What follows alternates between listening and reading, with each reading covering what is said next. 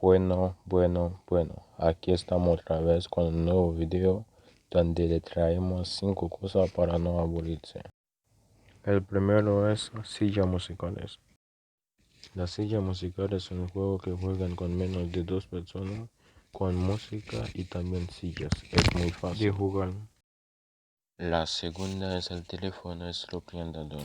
Es un juego que juega con mínimo 3 personas y máximo cuando quieres. La idea del juego es para ver si hay buena comunicación entre la gente. Para el juego alguien tiene que decir a la persona una palabra hasta que llegue la última. Y en la última esa persona tiene que venir y mostrar qué es la palabra que lo haya dicho toda la gente. Mira, aquí veamos donde aburrirse.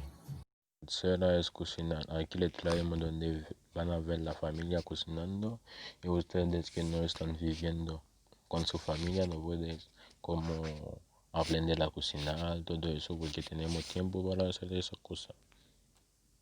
Pueden ver donde hacemos jugo natural. Cocinar no es solamente haciendo comida y también cuando estás haciendo jugo es también cocinar.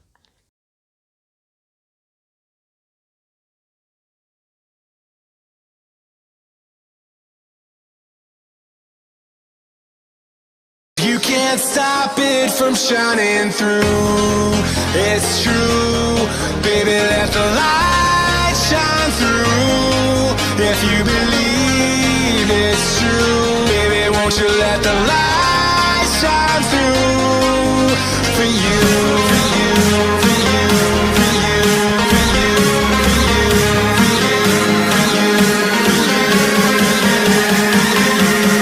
won't you let the light shine through?